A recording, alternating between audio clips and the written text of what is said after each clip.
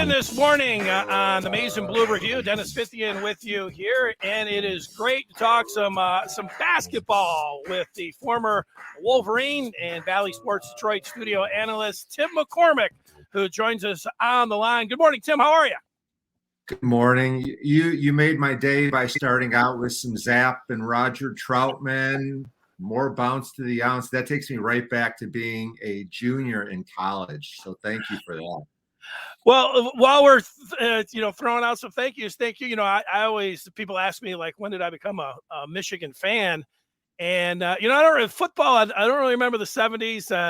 I might remember a player or two, and Anthony Carter. But your Michigan basketball team that went to the NIT. I was in high school in Detroit, and I loved Antoine Jobert was everything. The judge. And then when he went to Michigan, and your team was like the first team that I followed, and it was awesome. I mean, going back to then, that was a great run that you guys had that year. We had a pretty good team. Eric Turner was an All Big Ten player. Roy Tarpley was just starting to come into his own, becoming an All-American. And that was before the NCAA had 64 teams. So we actually tied for third place in the Big Ten. We lost the last day of the season at Northwestern in overtime, which in hindsight, it worked out pretty well because we had a nice run in the NIT. We beat some pretty good teams. We beat Marquette and Wichita State with Xavier McDaniel and Virginia Tech with Del Curry. And then we blew out Notre Dame in Madison Square Garden for the NIT championship. So that was a great memory. Yeah, it always depends on how old you are, but really, I was looking back, your 10-year career there in the NBA and where it went and how it started. It's like Magic and Bird were clashing there. Jordan was on his way up. The Pistons were, skyrocketing there, and that really was. I mean, the NBA was absolutely blossoming there, and in the 70s, it wasn't even, the games weren't even prime time. I don't even think the finals. So, I mean, you got in there, and the stock, man, shot up. I felt really blessed to play when I did. My first 5 years went exceptionally well. I was mostly a starter. Had a chance on a nightly basis to go head-to-head with Kareem and Moses Malone and Brad Daugherty and Patrick Ewing and Olajuwon, and the list goes on and on. It seems like everybody had an elite center, maybe except for my team.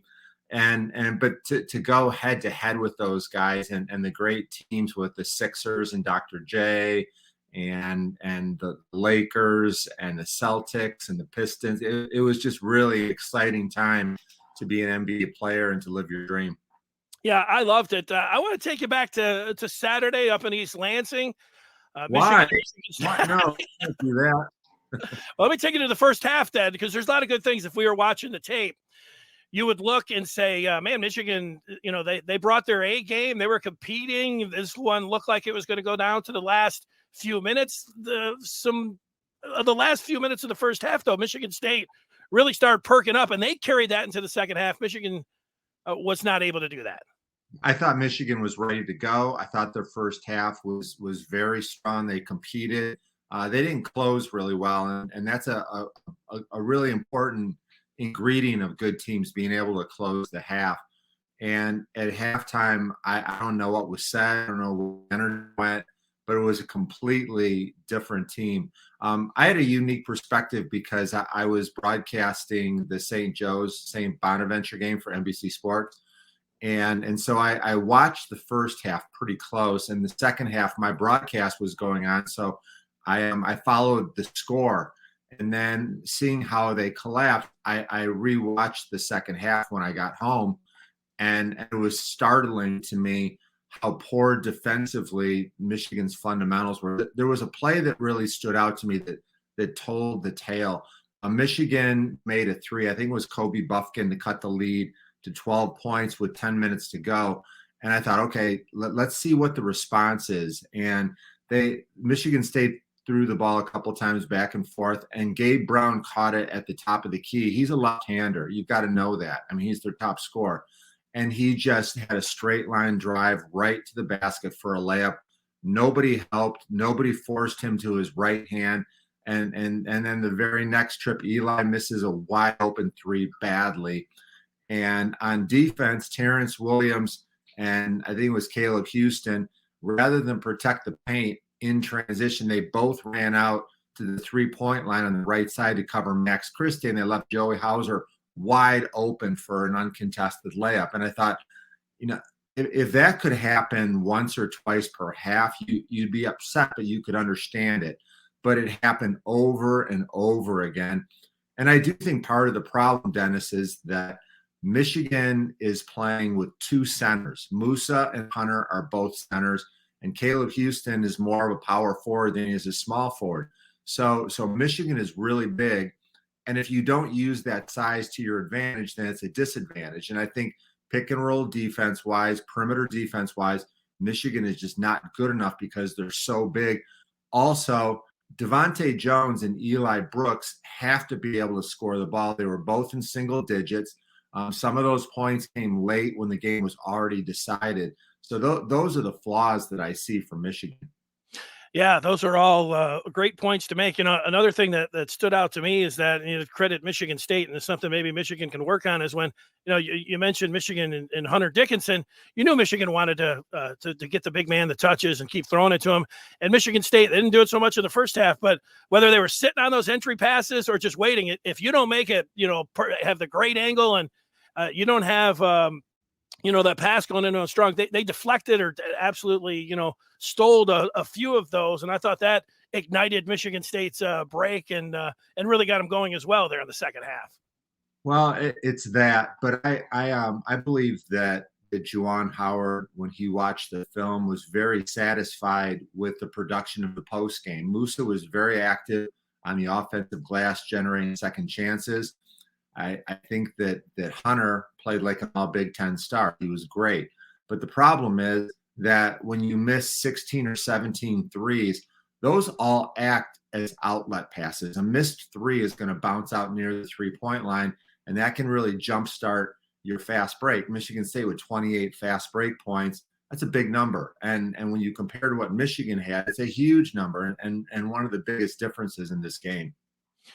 Hey, Tim, Juwan Howard spoke after the game, talked about more fight with his team, and you kind of explained those things. But I'm sure you get asked, because of the preseason expectations, what about Michigan this year? And there's been a little bit of grumbling, that I found, which, you'll get when you have preseason expectations like this. But I go back and tell people the first 2 years, just, the program, you can see what Juwan established and where he had it going. So even if, and the season's not over here, they've played 18, they've got 11, maybe 12 if they get a reschedule. And if they go 8-4 in those games, that's all possible if they play more like the first half than the second half. But how are you explaining it to people that ask you about Michigan basketball and this season? There's a lot that you brought up there, Dennis. First of all, preseason wise, I bought into the hype too, and I made a big mistake. I studied these players based on highlight videos. I watched Devontae Jones at Coastal Carolina, and I thought, wow, he's exactly what they need. He's going to be a better player than Mike Smith. He does this and that. Well, the problem is that in the Sun Belt, you don't play with a center. And now all of a sudden, a big part of his game at Coastal Carolina was just transition points that were easy, driving to the lane. There was no big man clogging up the middle. He seems really frustrated playing with Hunter Dickinson. Not anything that Hunter's doing, but it just takes away a big part of his game. And he's reluctant to shoot threes. And so I overvalued Devontae Jones. He's a good player, and he's had some good games, but he can be taken away, and that's what Michigan State did. Also, with Musa and Caleb Houston, both really good players. But when you watch their highlight videos, all we see are their greatest plays ever. The lob dunks and the plays in transition. They're coming along. They're both probably going to be, first round draft picks at some point in the NBA draft, but they've got a long way to go. And the fact that they're sort of, playing out of position, so to speak, makes it really hard. Like, they just never left Caleb, and there was nothing that he could do. So I think we overvalued them, but they still are so young. They've got a chance to grow. Yeah, I was I don't want to say like you, but I looked at the preseason and people asked me, and I thought, man, sky's the limit for this team when you start to take a look at it. And I thought that like Gabe Brown, like he's been pretty good, in his years at Michigan State, but a senior, you almost expect, like you've seen it a million times, like, oh, guys are playing their best basketball, and really, and Michigan with they had Brandon Johns going back against Michigan State. There's nothing against that, really, any guys in particular, but Nunez, I know, he was a shooter. He's a senior. It was his last time. I was thinking, hey, Michigan could get something from those guys, or the freshmen that went to sophomores. And, Zeb Jackson has had some issues, not with the team right now. And you mentioned Terrence Williams, and you could say, hey, maybe you're expecting a little bit more from him. And then you talked about Devontae Jones, and then you go and you can still talk about some others that you would say, hey, maybe you'd expect a little bit more from them, like Caleb Houston. And, that's like 6 guys. And really, you just can't afford all of that. 1 or 2, it's probably going to happen. But when you get 6 of those things where you don't get where maybe what you were expecting before, I mean, that all, kind of puts them, where they're at right now. Yeah, it's a challenge to try to quantify that. I know that growing up in the state of Michigan, I loved the Michigan State rivalry. It was the biggest game that I ever played in. I know Leslie Rockymore and Eric Turner, and I mean, those guys, Roy Tarpley, they all felt the same way. When I look at Michigan State's roster, Gabe Brown's a senior. This means everything to him. And Tom Izzo has always emphasized the Michigan State rival more than any other. I mean, he's at a fever pitch a week before this game. And I just don't know, because Michigan has so many young guys that don't fully understand it. Hunter does, because he's played Michigan State. But I think that Musa and Caleb and Devontae, and they weren't really ready for a 40-minute fight and what it would take to win in that building. But once again, I do think there's potential on this team. They've got a long way to go, and the clock is ticking. Tim, if I close you out with 2 real quick ones, you think Michigan makes the tournament? If you had to guess right now, I mean, they got to go 8-4. I mentioned those 12 games. If they get that Michigan State one rescheduled, and it would depend a lot on if they get some signature wins in there and everything else. But if they went 8-4, that would put them 4 games above 500, which I think is one of the standards that selection committee looks at, along with that net ranking and everything, which still isn't that bad for Michigan. But all that being said, the factors and everything else, I mean, if you give me a yes or no, what would you say? I would say yes, but it's a perilous situation, and there's a lot of mediocrity throughout college basketball this year, and Michigan has a chance to get a lot of those Indiana at Assembly Hall type of wins, and it's easy to say, oh, they're not going to get him because they lost, because not Michigan State made them look bad, but then all of a sudden, if they beat Purdue on the road, that changes everything. So they need some signature wins. They definitely need to take care of Nebraska at home in games like that. I just feel like at the end, it's going to come down to a Big Ten tournament game, playing Minnesota on the first day and having to win that game. I do think that they ultimately will. All right, and the final thing is about the Pistons here. It reminded me, you got a nice home slate this week with the Pelicans, T-Wolves, and Celtics. I'm sure you'll be sitting up there by Mickey York, and we'll be enjoying the coverage here. And it reminded me when you were talking about watching the first half, then you had something to do. I was watching the football, but I was checking in. Like here, the Pistons, they can't get down 15, and then Cade Cunningham's got a goose egg at the half. But you check the final score, and here he is with a triple double. And everything. And then last Tuesday he had 34. I mean, the Cade Cunningham, man, this is this guy's the real deal, right? He is. And I love the pace of play that he plays at. His jump shot is so much better than it was at the beginning of the season.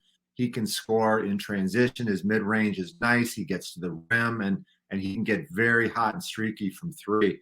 His teammates like playing with him. And I just feel like there's an opportunity to add 2 really good pieces. If they could get a young up and coming star for Jeremy Grant and then get in the top 3 of next summer's NBA draft, then all of a sudden you're in business. It still will take 2 or 3 years for them to mature and to maybe be able to fight in the, I would guess, the top 4 of the East. Then all of a sudden that's pretty exciting. You know, it's pretty exciting. Just I was concentrating on what you had to say for this interview, but I just started looking around there at your background. Man, we could spend an hour or 2 hours just talking about each piece of memorabilia and pictures that you have back there. And maybe one day we'll be able to do that. Really appreciate your time, Tim. Look forward to seeing you on TV. And, you know, I always value what you have to say about Michigan. Thanks so much for your time. Yeah, always good talking to you, Dennis. Thanks for having me. All right, take care. There he is, Tim McCormick. Great job, Tim. Thanks.